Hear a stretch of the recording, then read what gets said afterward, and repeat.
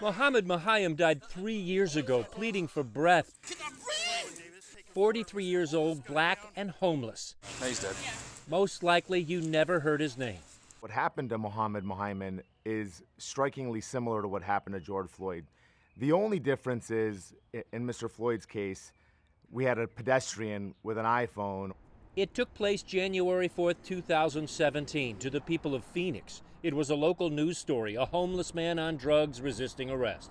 But CNN has now obtained the raw video from multiple police body cameras, witness statements that describe no threats to police officers, and testimony from a famed forensic neuropathologist hired by the family, who reviewed the autopsy materials and concluded MUHAYMIN died from positional asphyxiation, meaning he died because he couldn't breathe.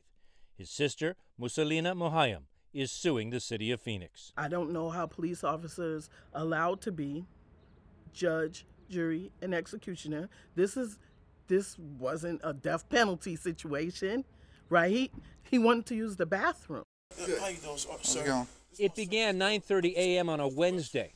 MUHAYMIN and his chihuahua, named Chiquita, were homeless. He needed to use the public restroom. An employee stopped him, no dogs allowed, and the police were called. I'm doing a natural thing, a natural function. MUHAYMIN suffered from schizophrenia and anxiety, according to his family.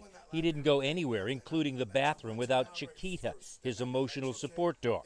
Can I use the restroom now, please? Police finally allow him to use the bathroom, but while MUHAYMIN is inside, they learned he had a warrant for failure to appear in court for having a marijuana pipe. They prepare to arrest him. Put your hand behind your back. Wait, what for? You got a warrant. A warrant? Hold on. MUHAYMIN begins to panic. Put your hand behind I your don't back. have no one to watch her. But you just put it down. We'll find somebody to watch. Police pry the dog out of his arms and take him down. Okay. Get on the ground. Okay. Go to the ground, dude. Ow, okay. Now you're gonna be going for a felony now, dumbass. An officer holding MUHAYMIN down with a knee to the head as the dog watches. For a few seconds, it seems the worst is over. Officers walk MUHAYMIN to their SUV. He's still handcuffed, still pleading for his dog. That's my towel, officer. While the officers are trying to frisk him, somehow MUHAYMIN's cuffed hands that were behind him end up in front. Arms are in front now. No, I cannot believe this. Relax, dumbass. To the ground, to the ground. Once again, MUHAYMIN ends up on the ground. Once again, his head pressed to the pavement by a knee. Other hands and feet hold down his torso, arms, restraints added to his legs. Several officers are now pressing into his body. At 4 different points of the police video, he screams, "I can't breathe." I can't breathe. Stop moving. Shut up. MUHAYMIN vomits, goes limp, appears to stop breathing. At 10:39 a.m., a little more than an hour after he'd walked into the community center to use a bathroom, he's declared dead. He never swore at them. He never made any aggressive acts towards them.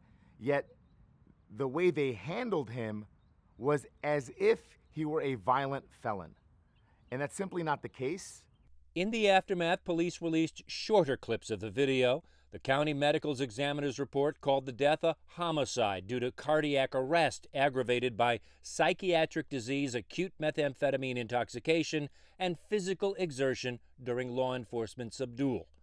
The Maricopa County Attorney's Office cleared all the officers of any wrongdoing.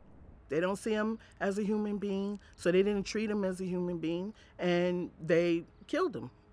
The MUHAYMIN family is suing for $10 million and answers. Citing that lawsuit, the Phoenix Police Department wouldn't comment on this case beyond saying it's committed to the safety and security of everyone in its community.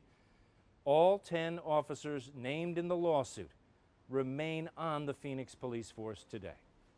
Drew Griffin, CNN, Atlanta.